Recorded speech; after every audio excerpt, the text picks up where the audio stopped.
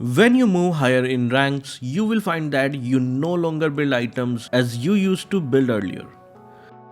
Sometimes you might build an item for the early advantages, but later avoid building that item to its final tier.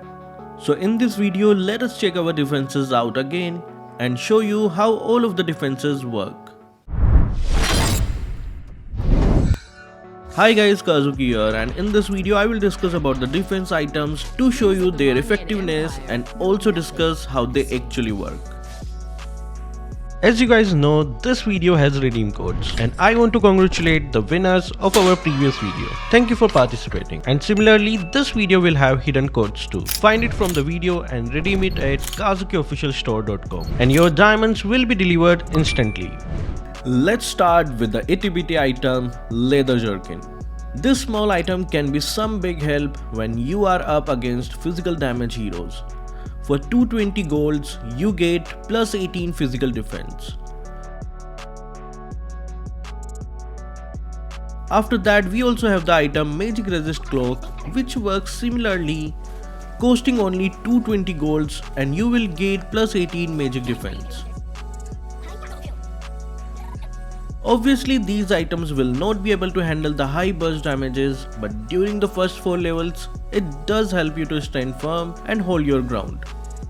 I would not be specific about the heroes you would use these items with, but even if you are using an MM, you should definitely go for these items because you will surely need that defense to stay alive and get your farm. Early burst damages are not that offensive due to the enemies being low in levels. But if you want to be fully secure, then you should be aware of the next item that I want to mention. The majority of the heroes in mlbb have skills that deal physical damage. So items like steel leg plates work really great against those heroes. Plus they save you against the penetrative damage from heroes like Saber. In comparison, you can buy 2 leather jerkins and get 36 physical defense for a cost of 440 gold. Or you can purchase the steel leg plates for 530 gold and get 45 physical defense. You get 1 defense for the cost of 11.78 gold in the case of steel leg plates, and you get 1 defense for the cost of 12.2 gold in case of leather jerkins. You can see that the item is not only cost effective, but you can also save one of your slots in getting the defense. Now I am sure this solved your worry about dealing with physical damage in the early game. But what about magic damage? Sadly, there are no cost effective magic items in the current item list when you compare them with the steel leg plates. But you can definitely go for the tough boots.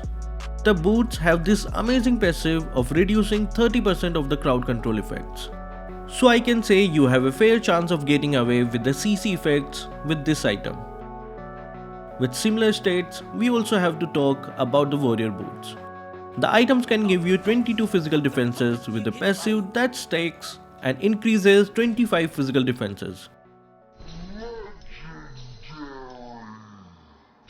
We also can talk about the level 3 tier items like the anti-cuirass, dominance eyes and blade armor. Who are these items for, you might think. So let me explain this with a comparison. We have the first Layla on anti-cuirass, second on dominance eyes and the third on the blade armor. And as an example, we will try to test these defenses with Sun. You will see that dominance eyes is being effective against Sun in the first place rather than anti-cuirass and the blade armor. This is because dominance eyes passive helps you guys to reduce the basic attack speed and reduce the lifesteal of the heroes at the same time.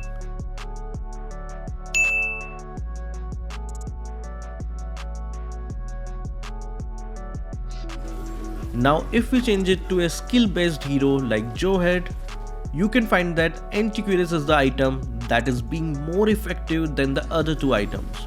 That is because anti-cuirass reduces physical attacks by up to 24% when you damage the enemy by using skills. And in case you are wondering what blade armor was there on the list for, you can use it to reduce the crit effects from the heroes, and a prime example will be YSS. You can see how blade armor is reducing the crit effects coming from the passive of YSS. And this is the most simplest way I can explain this item to you. Yes, I can also mention the states of this item, but the passive of the item is sufficient for you to use the item properly. But if you want to know more about the item states, feel free to drop down your comments and I will be very happy to make a video about it next time. If you are looking for 100% safe and secure diamonds, Kazuki Official Store is here to fulfill your need. We are trusted by more than 100k mlbb players from India, Philippines and Europe. Do visit our website and browse between various packs. Moving forward, we have the other defense items as well, which will increase your hero abilities. And I will start with the Brute Force Breastplate. This item passive gives up to 10% movement speed when you use a skill or deal damage.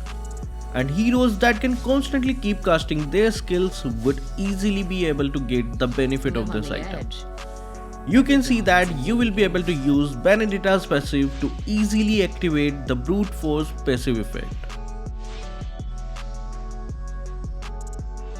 Thunderbelt is another item that you can use offensively.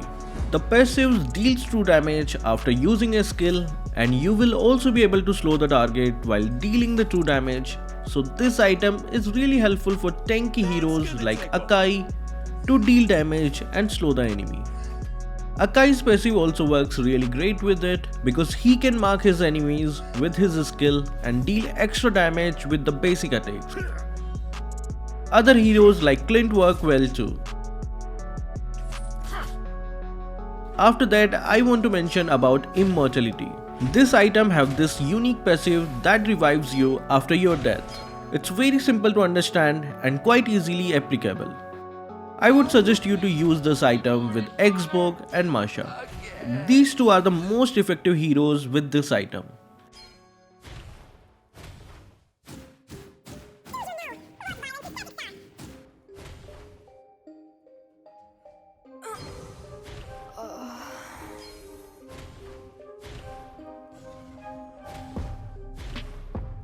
Now if you are clear with this item, I will be moving to the Queen's Wing. This item will be quite effective for the heroes that can sustain the incoming damage.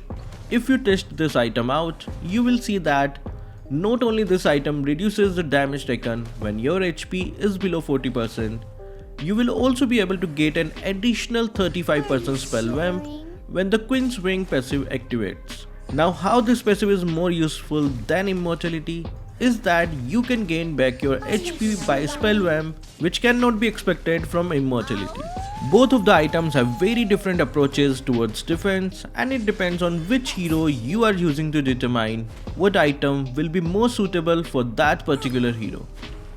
And the last on this list will be the Twilight Armor. These items hold 1200 HP and with 20 physical defenses.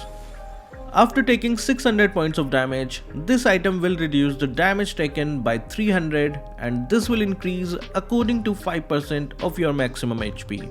Meaning with the item itself, you will get an increase of 300 plus 60 points extra defense from damage. While I don't see it being used much in game as this item is still unpopular. You will also see the item Sky Guardian Helmet. And this item is really a piece of work for the tanks. Now why I say so is because you will be able to regen HP when staying out of battle for 5 seconds. And you will even regen HP when damage is being dealt to you, but the regen is lowered by 50%. This item passive works like Hilda's passive inside the bush, except you don't have to be in bush to get its passive activated. This video is already getting longer, so I would like to end it here for now. I will surely come up with the part 2 of the video and explain the rest of the magic defense items and how it's beneficial for different type of heroes. And before ending this video, here's a shout out from our previous video. Arimong, Ayuki, Jai Bharat, China Pantaleon and Frost Jake. Thank you guys for watching. Keep supporting Kazuki Official.